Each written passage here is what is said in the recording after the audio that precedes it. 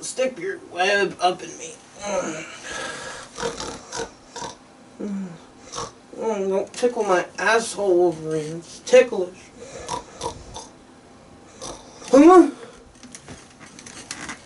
Oh, damn it! I fell asleep to this movie again! How am I ever gonna get through the Spider-Man series if I can't even get through this boring-ass Andrew Garfield movie? Alright, that's it. We're doing it one more fucking time. We're watching it this fucking time. A few moments later.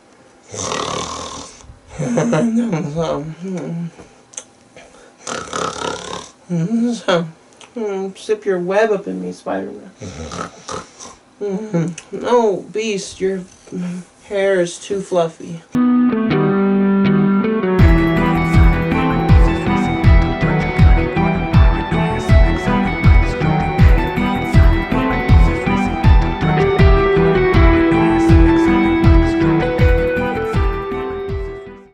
Hey guys, welcome back to my Spider-Man review series. Now, let me do some explaining real quick before we get into the Amazing Spider-Man. I've been sick for about a week or so, haven't had a voice or anything, so I haven't been able to record, and I'm very sorry about that. I did not mean to delay my Spider-Man review series. I wanted it to be on time, but it looks like it's going to have to be delayed. So, what you can expect is a Amazing Spider-Man, and then you can expect a No Way Home review. So, and then after that, we will continue with Amazing Spider-Man 2 and the 2 Tom Holland movies. So, my apologies for being sick. I did not mean to be. Trust me, I didn't want to be. So my apologies to y'all for delaying this Spider-Man review series. But, nonetheless, we're here. We're here to talk about The Amazing Spider-Man. So let's get it. What's the tell, really? Peter lives with his aunt and uncle. Did you catch that spider guy yet? No, but we will. This guy wears a mask like an outlaw. I think he's trying to do something maybe the police can't. Alright, so The Amazing Spider-Man. Now, let me backtrack, because y'all know how much I love the Tobey movies, so let me talk about a little bit of my experience with the Andrew Garfield movies. Now, as a kid, when this movie came out, I was like 10 years old, and I didn't really, I knew of the internet, but I didn't know what you could find on the internet, like chat rooms, websites you could find stuff, and I didn't know that Spider-Man was getting rebooted. I thought there was a Spider-Man 4 coming, and I remember when I saw the poster for the, I'll put the poster up right here. When I saw the poster for The Amazing Spider-Man, I thought this was Spider-Man 4. I was like, oh my god, here we go, here's the new trilogy. And the Tobey Maguire movies it's gonna be The Amazing Spider-Man. He's now progressed from Spider-Man to The Amazing Spider-Man. And then when the trailer came out, and I saw it wasn't Tobey, I got like, what the fuck? And then it was like the untold story of Peter Parker and all this stuff, and it rubbed me the wrong way automatically. And I was like, So I thought this was Tobey. It's not Tobey. This is someone new. It's not even canon or connected at all to those other Spider-Man movies. This is a whole new reboot. But ever since I saw this first trailer when I was a kid, I was just, something about this movie rubbed me the wrong way. Like it didn't feel like Spider-Man. It didn't look like Spider-Man. It just didn't give me Spider-Man vibes. And that was just me as a kid. And I remember when I went to go see this movie, I felt the exact same way. When I walked out of the theater, I was like, that was not Spider-Man. Like it didn't feel like Spider-Man. Like the first 2 Raimi movies, or even the third one to some degree, gives me those Spider-Man vibes. I don't know if it's the music, the actors, the costumes, I don't know what, but those 3 movies give me Spider-Man vibes. Amazing Spider-Man does not give me Spider-Man vibes, even to this day. I just rewatched it yesterday, and it doesn't give me Spider-Man vibes. So, but let me get into my opinion on this. So, what do I think of Amazing Spider-Man? Amazing Spider-Man, I do like this movie. Do I hate it as Spider-Man 3? No. Do I love this movie? Not even close. I think it's just an okay Spider-Man movie. It's an okay. Now, of all the Spider-Man movies, do I think we have a bad Spider-Man movie? Yes, just one, Spider-Man 3. Outside of that, I think they're all pretty either good or meh. Like, they're just meh. And again, we'll get to Amazing Spider-Man 2. Do I think that movie is bad? Yes, very bad. But you'll see whenever we get to that movie, I actually have a guilty pleasure for that movie. So we'll get to that. So do I think that there's a bad, horrible, just disgusting Spider-Man movie out there? Yes, Spider-Man 3. I've already talked about that. So this movie, Amazing Spider-Man 1, do I think it's terrible? No. Do I think it's a good movie? No. I think it's just a middle-of-the-road, basic Spider-Man movie, and that's kind of the problem. So let me get into why I think that's the problem. The thing with this movie is, every time you watch this movie, and it just, I don't know if it's just because the year it came out or because of what happened between Spider-Man 4 and this movie. This just feels like a studio movie. You know what I'm talking about? Like those movies where you go watch them and you know these are strictly made to please studios. Whether they please fans, whether they don't please fans. This movie was made for money purposes only. The other 3 Spider-Man movies, the Raimi movies, you can tell that those were fans making those movies. You can tell that it was some passion behind that project. This movie just literally feels like Sony. It just feels like Sony. Everywhere you look, Sony. The script, Sony. Villains, Sony. Spider-Man, Sony. Everything just feels like Sony in this movie. The both Amazing Spider-Man movies, it just feels like Sony. And I can't, every time I watch them, it just gives me that vibe of, this is not made for me, this is made to please a corporation. That's what these movies remind me of. And it's sad because these could have been something good. These could have been honestly something even better than Tobey Maguire's if you just had that passion. You don't have that passion, you can't do anything with it. It's like if I'm not passionate about a project and you give me it, it's going to come out half-assed or it's going to come out not even great because I don't care about that. Spider-Man 3 shows that. Raimi didn't care about Venom. He did not care about Venom. So why did Venom come out so shitty like he did? Because there was no passion behind Venom. There was no passion behind this version of Spider-Man. There was no passion behind Andrew Garfield. Now, do I think Andrew Garfield had passion for the role? Oh, absolutely. I think Andrew Garfield and Emma Stone both had passion for these characters, and that's the one good thing about this movie I do like, is I do like Peter and Gwen's relationship throughout both of these movies. Honestly, both of these movies, I like them both. Now, I don't hate Andrew Garfield as Spider-Man. I don't. I just think he is a good Spider-Man in shit movies. Kind of like Ben Affleck with Batman. Great-ass Batman, just in shitty movies. And it's the exact same problem with Andrew Garfield. He's a good Spider-Man. He looks Spider-Man. He somewhat acts like Spider-Man. We'll get into it. He somewhat acts like Spider-Man. I think in Amazing Spider-Man 2 is where he really came into his Spider-Man, that's how he acts. I prefer that version of Spider-Man. The more not necessarily say quippy, but yes, he is more quippy in Amazing Spider-Man 2. Yes, he is quippy, but I like the comic book aspect to that character in Amazing Spider-Man 2. This just feels like we're trying to be realistic, we're trying to be gritty, we're trying to be this version of Spider-Man, and it does not come off that way. But yeah, no. Andrew Garfield and Gwen Stacy, I think they do awesome in this movie. I like both of them in this movie. That's not my problem with this movie. So yes, there was passion in this project, but it was mostly with the actors, not the writers or the directors. I think Andrew Garfield had passion for Spider-Man. I think Emma Stone had passion for Gwen Stacy, but because they were in shitty movies, they couldn't do much outside of that. But yeah, besides that, you can just tell that this movie was made to please a corporation, and it sucks. It really sucks. So, outside of Andrew Garfield, outside of Emma Stone, everything else about this movie, it's boring. Boring. Like, honestly, can someone tell me? Go in the comments. Please, by all means, can someone tell me, is anybody out there who's a Spider-Man fan, or just a casual Spider-Man fan, or whatever the fuck you are, can you honestly tell me that you're really interested? You're really interested. Like, I want to fucking know right now. You give me answers. Are you that fucking interested in Peter Parker's dad? His dad. Are you interested in that? Because I'm fucking not. I'm not. I don't give a fuck. Yeah, it creates a nice dynamic relationship between Connors and Peter, because they, the villain knows my dad, and so it's personal, and I get that. But man, is it not interesting. I just don't give a fuck. Like, there's just certain heroes' parents or certain heroes' like siblings or whatever that are just not interesting. Like for instance, Batman's dad, he's interesting in certain storylines. In certain other storylines, I could give less of a fuck. And this is one of those storylines I don't give less of a fuck about Spider-Man's dad. That he worked for Oscorp and that he created these genetic spiders and blah blah blah. I don't fucking care. I don't fucking care. I really don't. I'm not here to watch a movie about Peter's dad. I'm here to watch a movie about Peter Parker, not his dad. I never once while watching the Maguire movies asked, wonder what Peter's dad is like. Let's see it. I don't give a fuck. I don't give a fuck. I really don't. I could give less of a two shits. So can anyone honestly tell me in the comment section that y'all give an actual flying fuck about what the fuck they were doing with his dad? Because I don't. And even the script doesn't. Because about halfway through the movie, they kind of drop it. About halfway through, they just drop the whole, oh, my dad, I need to know about my dad. Then you don't even hear from his dad ever again. Like, halfway through this movie, they just give up on the whole dad thing. There goes the dad thing, I guess. Not that big of a deal. Oh, okay, we're back. Amazing Spider-Man 2, the dad thing. Cool. It's like, even this movie doesn't give a fuck about his dad because they just drop it about halfway through the movie.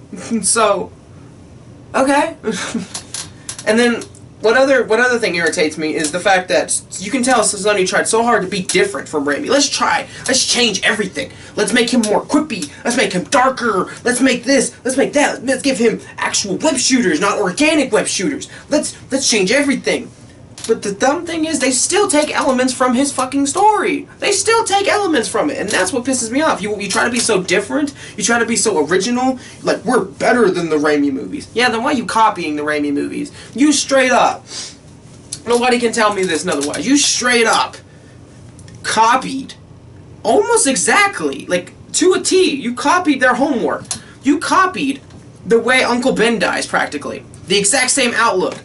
Even, like, in the first Spider-Man movie, it's, I missed the part where that's my problem. What does the robber say in this one? That's not my policy. That's not my policy. It's the exact same fucking thing. It's the exact same thing. When Peter's trying to pay for a milk and he's 2 cents off, and the guy said, that's not my policy, and then the guy robs him, goes out, and Peter can stop him. He can easily stop him. And then the guy asks him, Will, why didn't you stop him? That's not my policy. Then he shoots Uncle Ben. Does that remind you of anything? Does that remind you of anything? Please. It reminded, like, how you gonna be so different from Raimi but also take the exact same fucking death of Uncle Ben? Almost to a T. Almost to a fucking T. It's like, you want to be so different, but you want to copy. That makes fucking sense. That makes absolute sense. It's the exact same thing with the Lizard. Yes, let's make a character that has split personalities, that bounces back and forth, who is also a scientist, and who also works at Oscorp. I wonder where I've heard that story before.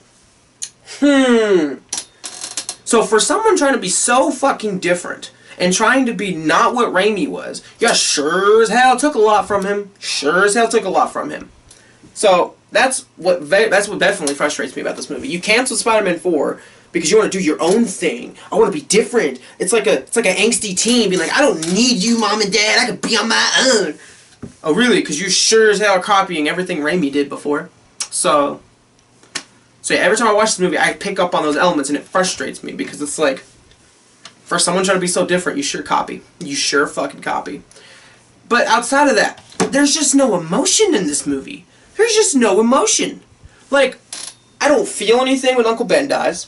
I don't feel anything when Captain Stacy dies. I don't feel anything when Peter's identity gets revealed. I don't feel anything. I don't feel anything when the people of New York line up those cranes and try to get him to swim. I don't feel anything. This movie is emotionless. In the original movie, every beat in that original movie is impactful. It's emotional. When Uncle Ben, when Aunt May gets taken, there's emotion.